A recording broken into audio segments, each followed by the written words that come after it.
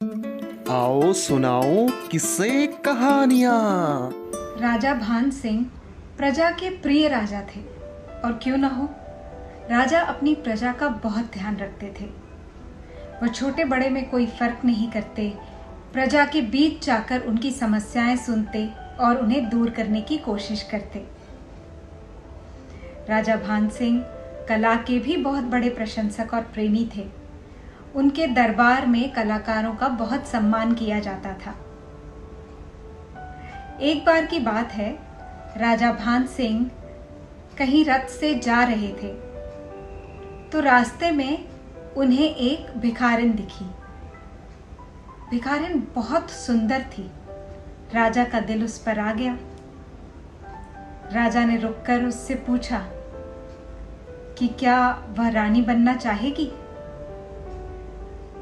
तो वह कुछ न बोली, लेकिन पीछे से उसकी माँ ने आकर राजा के चरण छू लिए और कहा, ये तो हमारा सौभाग्य है महाराज। बस फिर क्या था, राजा ने उस भिखारिन से शादी कर ली। अब वो दोनों सुखपूर्वक राजमहल में रहने लगे।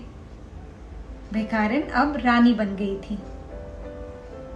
एक दिन राजा ने देखा कि वह सो रहा है और रानी आधी रात को उठकर कहीं जा रही है। आखिर इतनी रात में रानी कहाँ जा सकती है? क्या वजह हो सकती है कि वो राजमहल से बाहर जा रही है? राजा बहुत चिंता में पड़ गए, लेकिन राजा ने रानी के पीछे जाना ठीक न समझा। उन्हें लगा कि रानी को शायद दुख हो सकता है कि राजा उन पर विश्वास नहीं करते। अगले दिन फिर वही हुआ और यही बात लगातार कई दिन तक होने के बाद राजा से रहा न गया। एक दिन राजा चुपचाप रानी के पीछे चल दिए और उन्होंने देखा कि रानी रसोई घर की तरफ गई है। रानी रसोई घर में जाकर बचा खुचा रखा हुआ खाना वो खा रही थी।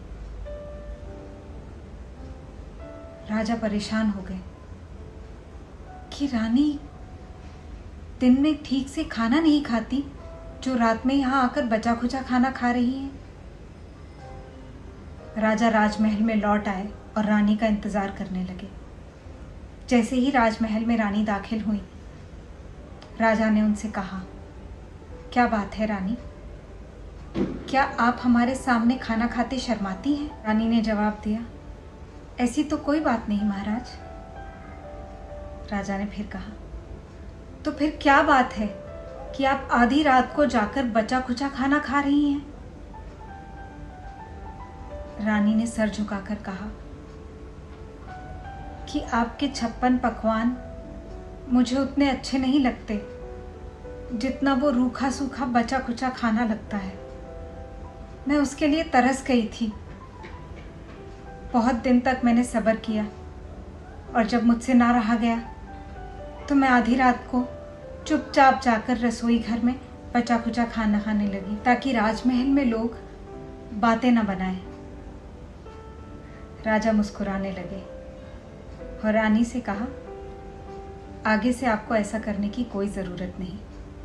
आपको जिस प्रकार का खाना खाना है आप वही मंगवाकर खा सकती हैं। राजा मन ही मन सोचने लगे कि इंसान कहीं भी पहुंच जाए, वह अपनी ज़मीन नहीं छोड़ता, अपनी फितरत नहीं बदल सकता। अगर आप भी इस बात से इत्तेफाक रखते हैं या फिर आपने ऐसा कोई वाकया एक्सपीरियंस किया है तो हमें कमेंट बॉक्स में लिखकर ज़रूर बताएं। और अगर आज का वीडियो आपको अच्छा लगा है तो लाइक कर दीजिए, और अगर सब्सक्राइब भी कर लेंगे तो बहुत अच्छा होगा। बेल आइकन भी प्लीज़ प्रेस कर दीजिएगा। तो मिलते हैं आपसे फिर एक बार एक नई कहानी के साथ। तब तक के लिए नमस्कार।